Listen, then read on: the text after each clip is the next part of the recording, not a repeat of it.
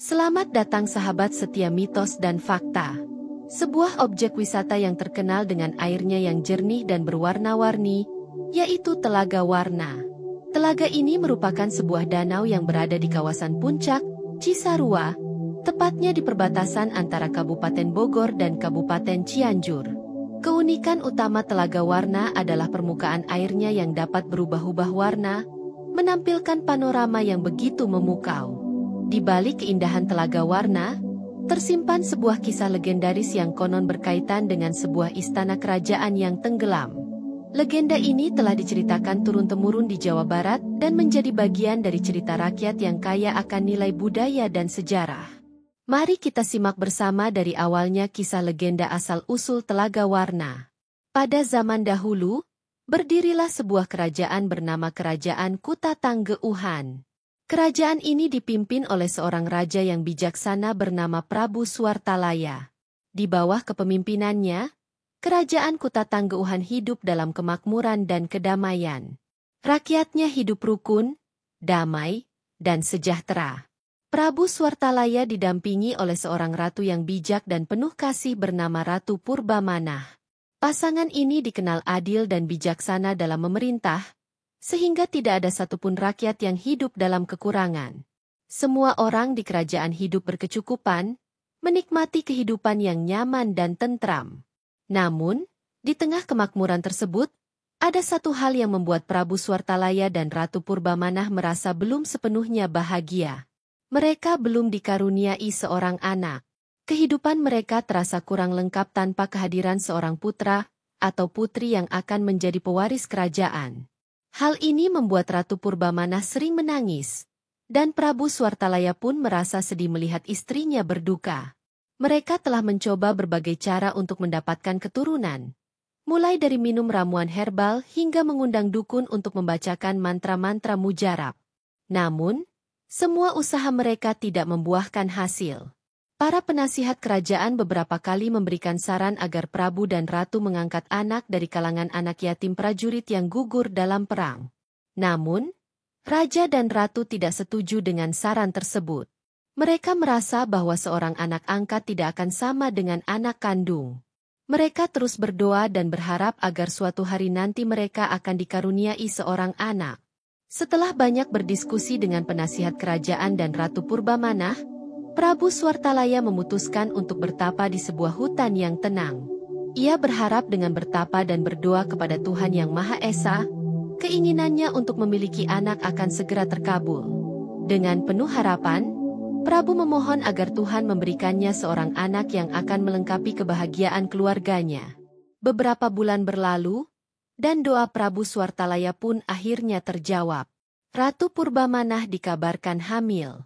Kabar ini disambut dengan sukacita oleh seluruh rakyat kerajaan. Mereka berbondong-bondong datang ke istana untuk memberikan hadiah dan mengirimkan doa bagi ratu dan calon bayi.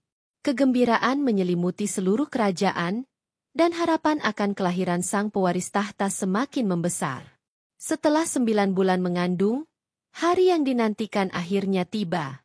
Ratu Purbamanah melahirkan seorang putri yang cantik jelita. Putri ini diberi nama Gilang Rukmini. Kelahiran Putri Gilang Rukmini disambut dengan gembira oleh seluruh rakyat. Mereka mengadakan pesta meriah dan memberikan berbagai macam hadiah sebagai tanda kegembiraan mereka. Putri Gilang Rukmini tumbuh menjadi gadis remaja yang sangat cantik. Sebagai anak tunggal, ia dibesarkan dengan penuh cinta dan kasih sayang oleh kedua orang tuanya. Sayangnya, karena segala keinginannya selalu dituruti, ia tumbuh menjadi seorang gadis yang manja. Setiap kali keinginannya tidak terpenuhi, ia akan marah dan berkata kasar. Meskipun demikian, Prabu Suartalaya dan Ratu Purbamanah tetap sangat mencintainya. Begitu juga dengan seluruh rakyat kerajaan. Waktu pun berlalu, dan Putri Gilang Rukmini akan segera menginjak usia 17 tahun. Seluruh rakyat kerajaan bersiap-siap untuk merayakan ulang tahun sang putri. Mereka datang ke istana dengan membawa berbagai macam hadiah indah untuk diberikan kepada putri tercinta. Prabu Swartalaya mengumpulkan semua hadiah pemberian rakyat dan menyimpannya di sebuah ruangan khusus di istana. Tujuannya agar hadiah-hadiah tersebut dapat digunakan sewaktu-waktu untuk kepentingan rakyat. Di antara berbagai hadiah yang dikumpulkan, Prabu Swartalaya memilih beberapa emas dan permata yang paling indah. Ia kemudian membawanya ke seorang ahli perhiasan ternama di kerajaan. Prabu meminta ahli perhiasan tersebut untuk membuatkan sebuah kalung yang sangat indah, yang akan dijadikan hadiah istimewa untuk putrinya. Ahli perhiasan merasa sangat senang dan terhormat mendapat tugas ini, dan ia pun membuat kalung tersebut dengan penuh dedikasi dan keterampilan. Beberapa hari kemudian, kalung tersebut selesai dibuat. Prabu Swartalaya dan Ratu Purbamenah sangat terkesan dengan keindahan kalung itu. Mereka berharap Putri Gilang Rukmini juga akan senang menerima hadiah tersebut. Hari ulang tahun Putri Gilang Rukmini akhirnya tiba. Raja dan Ratu mengadakan pesta yang sangat megah untuk merayakan hari istimewa tersebut. Seluruh rakyat diundang untuk menghadiri perayaan ini. Ketika Prabu Swartalaya dan Ratu Purbamenah keluar dari istana, seluruh rakyat menyambut mereka dengan tepuk tangan yang meriah. Suasana semakin meriah ketika Putri Gilang Rukmini muncul, dan semua orang terpukau oleh kecantikannya.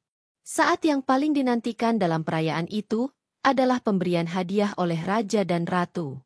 Prabu Swartalaya mendekati Putri Gilang Rukmini dan menyerahkan kalung yang indah itu kepadanya. Ia mengatakan bahwa kalung tersebut adalah hadiah dari seluruh rakyat yang sangat mencintainya. Namun, reaksi Putri Gilang Rukmini sungguh di luar dugaan.